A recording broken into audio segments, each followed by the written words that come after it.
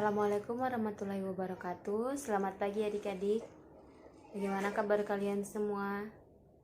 Perkenalkan, nama kakak Triwana, Stambuk A251-18007. Kakak mahasiswa PLP yang ditempatkan di SMA Negeri 2 Palu.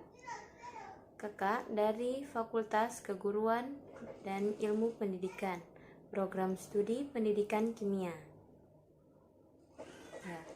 Kakak di sini akan membawakan materi mengenai susunan elektron stabil dan teori Lewis. Sebelum kita memulai pembelajaran, alangkah baiknya kita berdoa terlebih dahulu. Kepada ketua kelas, kakak persilahkan untuk memimpin doanya.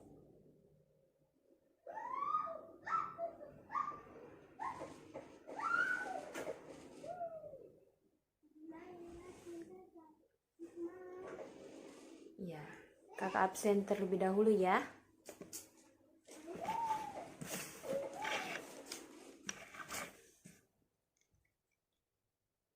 Adiansa Saputra. Oke, hadir. Dira Saputri.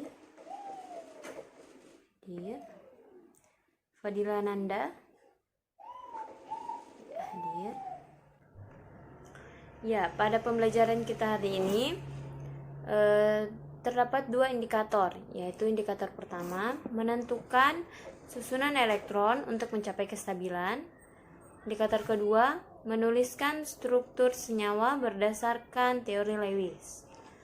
Nah, adapun tujuannya yang pertama yaitu diharapkan siswa mampu menentukan susunan elektron untuk mencapai kestabilan dengan benar.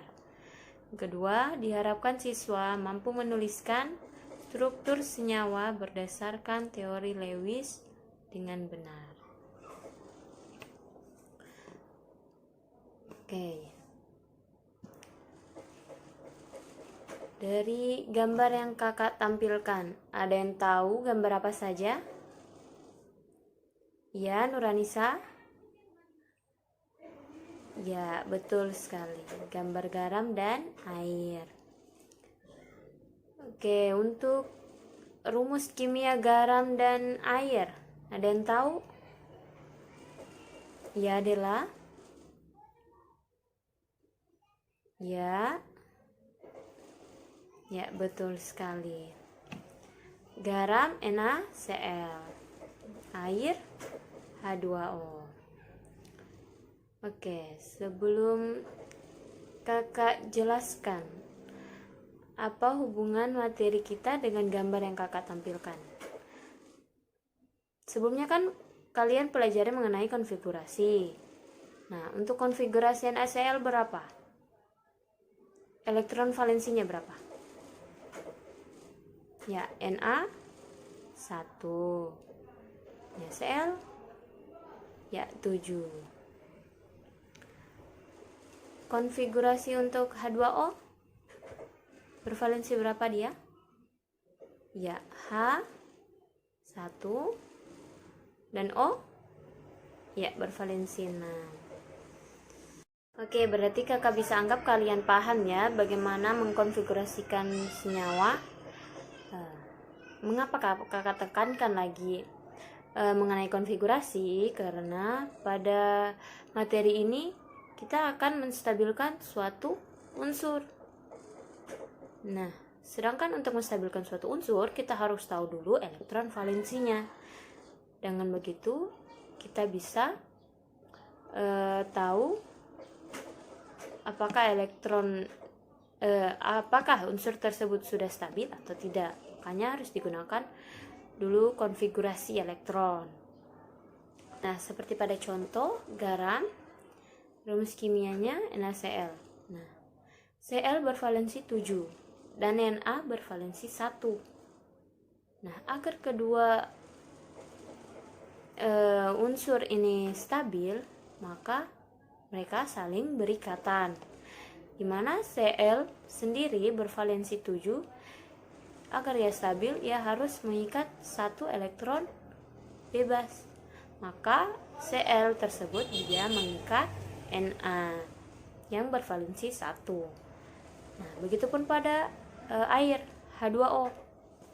Dari O sendiri, O bervalensi 6 dan H bervalensi 1. Agar O ini stabil, maka ia harus mengikat 2 lagi elektron bebas.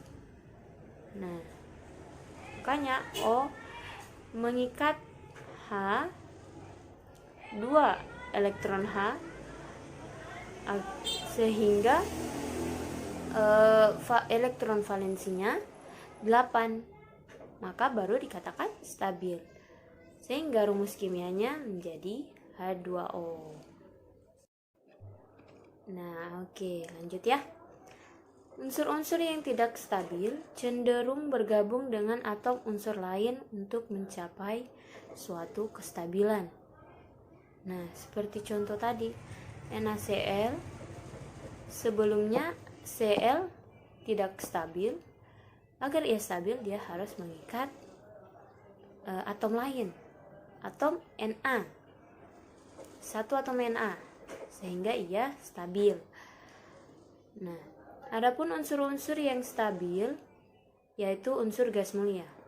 Nah, di alam ini banyak terdapat unsur yang tidak stabil, namun ada juga yang ada namanya unsur yang stabil, yaitu unsur gas mulia. Di mana unsur gas mulia ini unsur yang bersifat inert atau sukar bereaksi. Sukar bereaksi maksudnya pada unsur ini ia tidak lagi mengikat atau menangkap elektron karena dari konfigurasinya dan elektron valensinya ia sudah dikatakan stabil.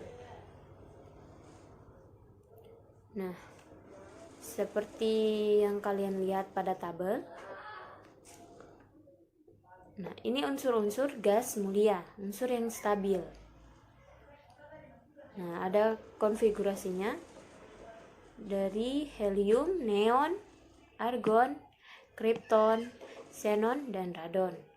Nah, untuk helium bervalensi 2, neon bervalensi 8, argon bervalensi 8, kripton bervalensi 8, xenon bervalensi 8, radon bervalensi 8.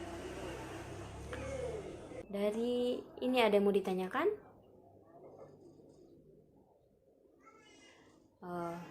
Mengenai elektron valensinya.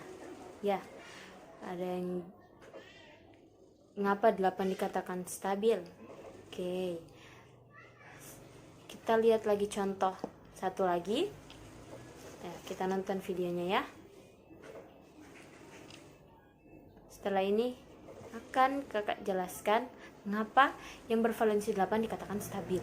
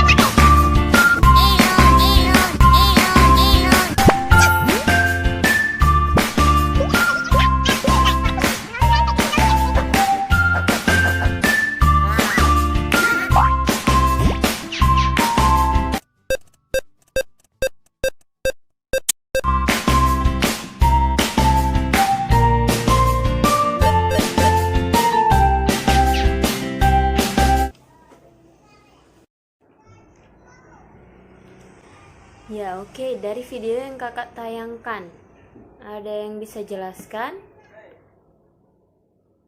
Ya, Siti Fatimah.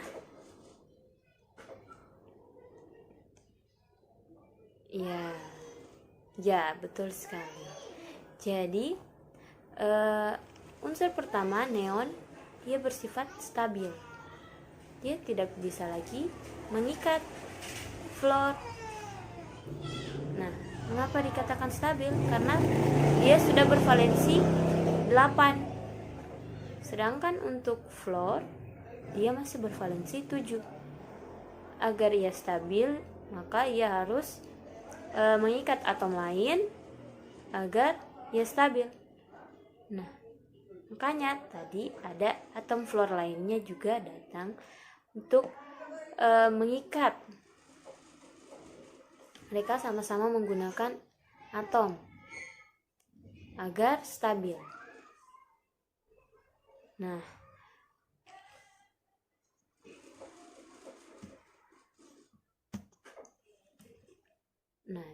selanjutnya yaitu teori Lewis.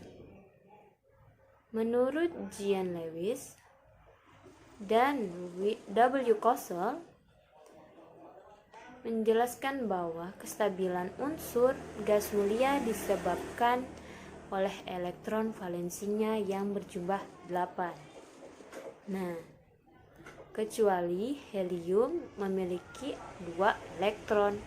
Nah, makanya kakak dari tadi terus menekankan mengapa elektron Cl yang bervalensi 7 tidak stabil. Dia harus mengikat 1 elektron agar bervalensi 8. Karena menurut Lewis dan Kossel ini, untuk stabil suatu elektron harus elektron valensinya harus berjumlah 8 kecuali helium. Nah, lanjut ya. Menurut keduanya, untuk mencapai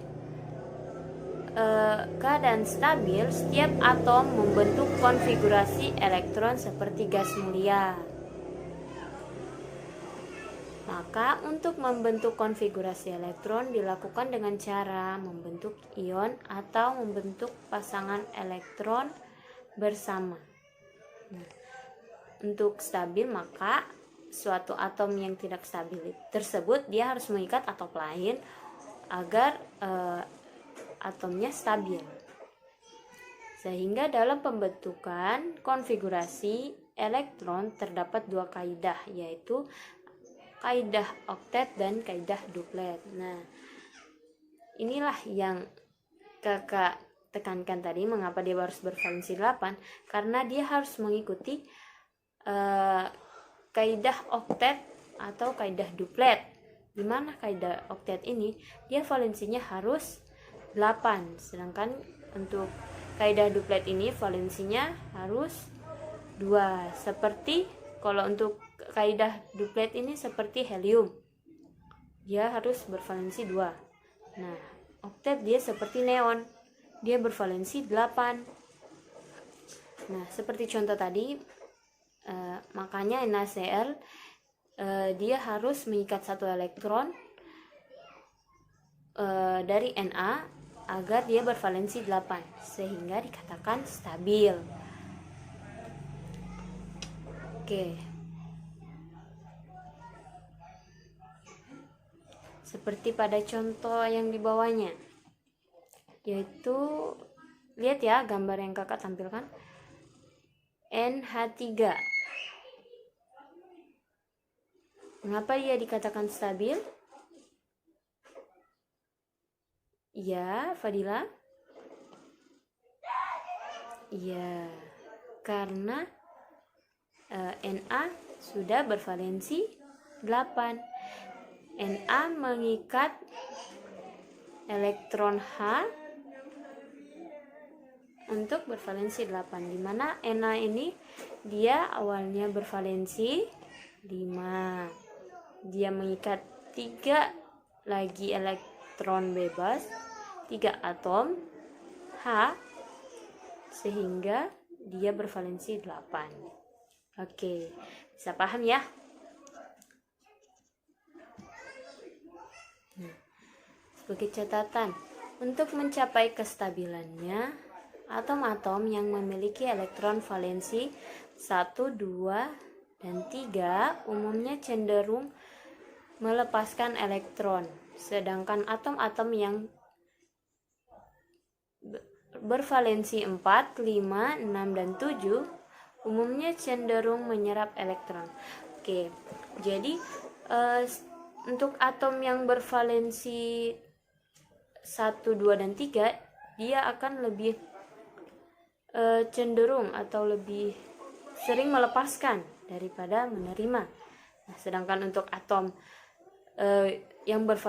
unsur yang bervalensi 4, 5, 6, dan 7, dia lebih sering menyerap atau menangkap elektron agar stabil. Dicatat ya, catat yang penting-penting yang kakak katakan, yang kita bahas ya. Ya, untuk melacak elektron valensi dalam reaksi kimia dan untuk memastikan jumlah elektron yang mengalami perubahan, ahli kimia Jean Lewis menggunakan sistem titik yang disebut lambang titik Lewis. Oke, lambang titik Lewis terdiri dari simbol unsur dan satu titik untuk masing-masing elektron valensi dalam atom. Oke, contoh strukturnya.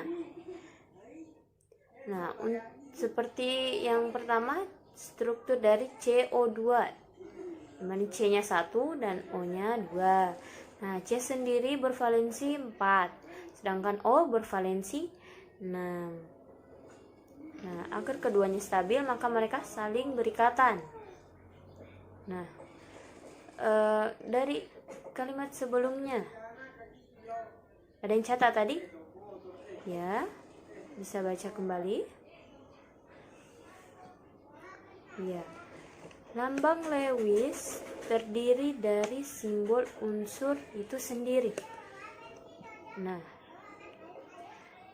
lambang Lewis, berarti lambang Lewis dari unsur karbon, simbol unsurnya kan C, makanya dia harus dituliskan C. Terus baca lagi ya. Ya, satu titik untuk masing-masing elektron valensi. Nah, atom karbon ini kan bervalensi 4, maka titiknya ada 4. Nah, begitu juga pada oksigen.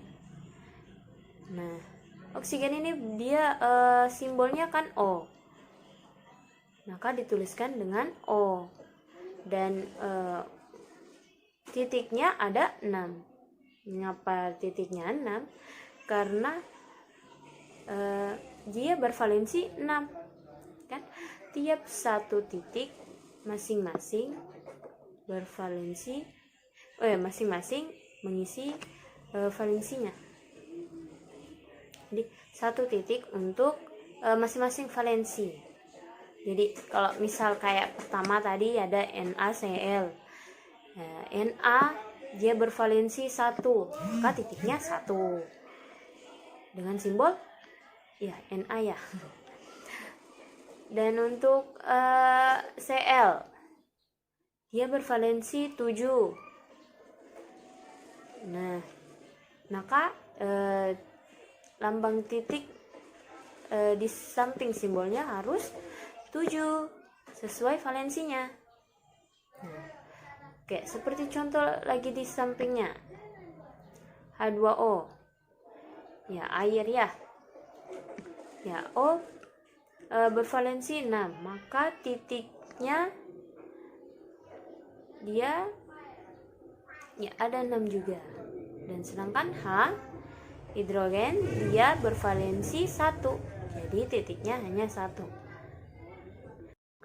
Oke, kakak lanjut ya. 4 titik pertama ditampilkan satu persatu di keempat sisi lambang atom. Nah, jika terdapat lebih dari 4 elektron valensi, maka titik dipasangkan dengan titik yang sudah ada. Nah, jadi maksudnya, nah ini contoh misalnya kayak karbon, dia kan bervalensi 4. Nah,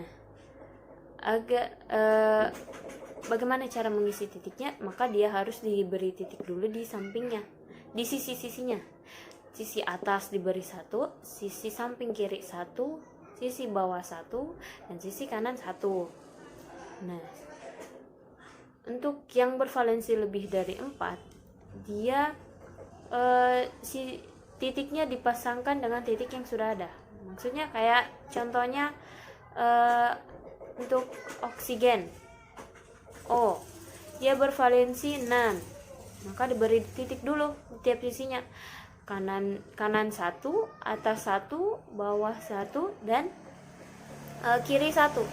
Nah, jika sudah setiap sisinya terpenuhi satu titik, nah sisa dari elektron valensinya dipasangkan dengan titik yang sudah ada.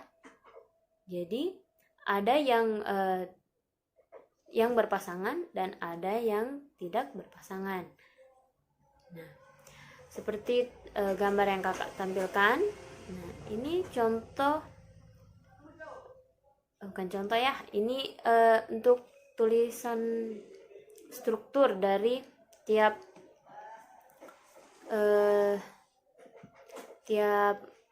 atom non logam dan logam. Nah, oke, kakak harap kalian paham ya. Nah, selanjutnya coba kalian kerjakan LKPD yang akan kakak kirimkan ke grup. Coba dikerjakan sekarang juga. Kakak beri waktu 15 menit untuk dikerjakan. Zoom-nya jangan di leave ya, nanti kita masuk kembali. Oke.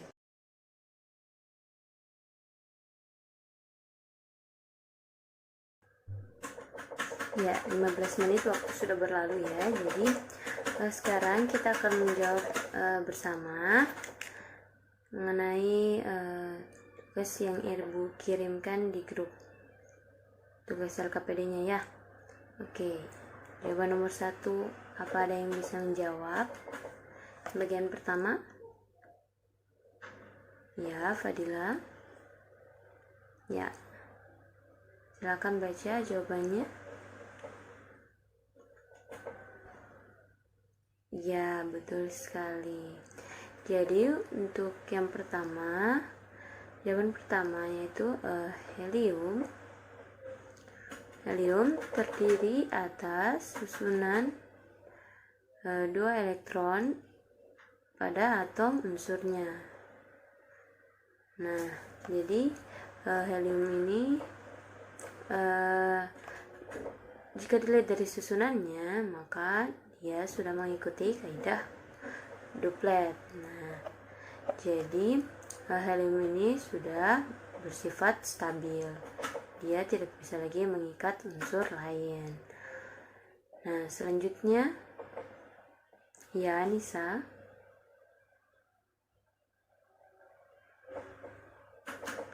Ya, betul sekali ya. Jadi untuk selanjutnya itu untuk neon, argon, krypton, xenon, dan radon. Dia terdiri dari susunan elektron valensi 8. Nah, di mana pada kelima unsur ini dia telah mengikuti kaidah oktet. Nah, sehingga kelima unsur tersebut sudah dikatakan stabil atau sukar untuk mengikat. Ya, unsur-unsur yang tadi yang Bu sebutkan itu adalah unsur gas mulia. Oke, kita pindah ke tugas berikutnya, kegiatan 2 mengenai struktur Lewis. Untuk jawaban pertama, siapa yang bisa jawab? Ya, Ariel, silahkan jelaskan saja bagaimana struktur dari NaOH.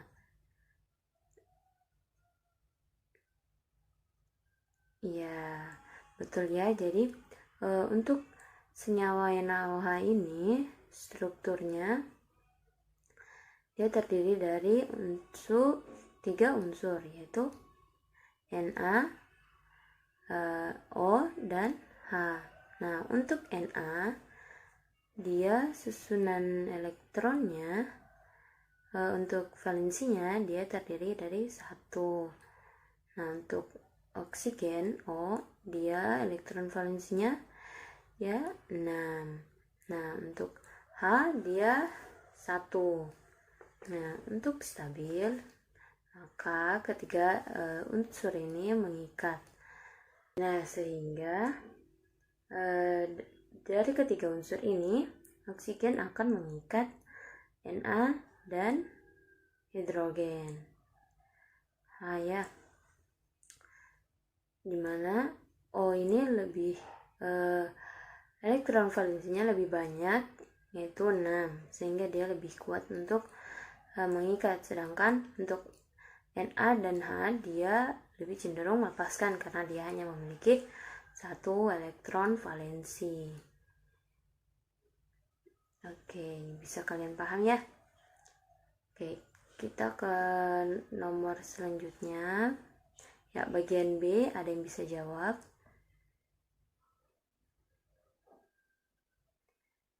Ya, adalah.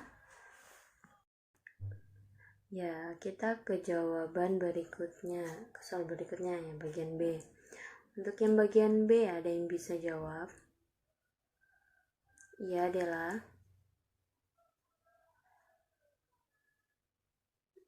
Ya, betul sekali ya. Jadi untuk unsur senyawa, senyawa HCl ini dia atom dari hidrogen kan 1, bervalensi 1, sedangkan Cl dia bervalensi 7.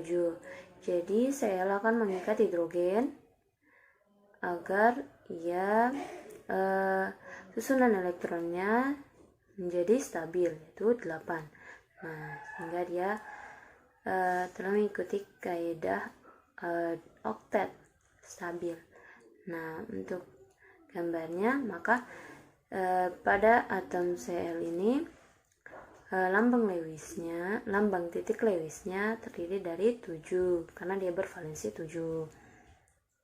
Nah, untuk H dia lambang titik Lewisnya hanya 1, sehingga Cl yang akan mengikat hidrogen agar ia menjadi bervalensi 8 atau mengikuti kaidah oktet 8 sehingga dia stabil. Oke, sudah selesai ya untuk pembahasan tugasnya. Nah, dari pembelajaran kita hari ini dan tugas-tugas yang Ibu berikan, ada yang bisa berikan kesimpulan? Ya, Siti, silakan. Nah, ya betul sekali ya. Jadi pada pembelajaran kita hari ini, untuk yang pertama, kestabilan elektron. Nah, suatu unsur dapat dikatakan stabil jika pada unsur tersebut susunannya telah mengikuti seperti aturan gas mulia, yaitu mengikuti 2 aturan, yaitu kaidah aturan duplet dan aturan oktet. Nah, dimana pada aturan atau kaidah duplet ini dia terdiri dari 2 elektron valensi, dan untuk kaidah oktet dia harus memiliki 8 elektron valensi. Nah, selanjutnya untuk struktur Lewis atau mengenai teori Lewis, kita sebelum menuliskan strukturnya kita harus dulu tahu elektron valensinya berapa. Nah, jika sudah kita ketahui, barulah kita bisa mengisi lambang titik Lewisnya pada simbol unsurnya sesuai simbol unsur. Ya, jika pada unsur tersebut memiliki misalnya memiliki 7 elektron valensi, maka pada pada simbol unsurnya pada sisi-sisinya diisikan 7 juga lambang titik Lewis. Nah, oke. Ya, Ibu harap kalian paham ya. Selanjutnya ada evaluasi yang akan Ibu kirimkan ke grup. Harap dikerjakan ya. Jadi pada evaluasi yang Ibu berikan ini, kalian hanya tuliskan bagaimana susunan elektron dari senyawa ataupun unsur yang terdapat pada soal. Nah, lalu kalian tuliskan struktur Lewisnya seperti apa ya. Oke, bisa paham ya? Ada yang bertanya? Tidak ada ya. Oke. Untuk materi selanjutnya mengenai ikatan ion. Nah, Ibu harap kalian pelajari memang ya materi mengenai ikatan ion. Modulnya akan Ibu kirimkan ke grup. Ya, harap dipelajari agar pembelajaran kita selanjutnya tetap lancar seperti ini ya. Ya, pembelajaran hari ini lumayan bagus ya. Semuanya aktif. Ya, terima kasih. Untuk pertemuan selanjutnya harus selalu aktif seperti ini. Ya. Untuk yang tadi beberapa orang yang menjawab pertanyaan, Ibu sudah tulis namanya untuk nilai tambahan. Ya, oke. Sekian dulu materi kita hari ini. Harap dipelajari kembali ya, agar tidak lupa mengenai materinya. Dan jangan lupa juga untuk belajar materi untuk pertemuan berikutnya mengenai ikatan ion. Ya, Ibu harap kalian paham ya, dan selalu belajar, harus diasah kembali mengenai materinya. Ya, oke. Sekian. Assalamualaikum warahmatullahi wabarakatuh.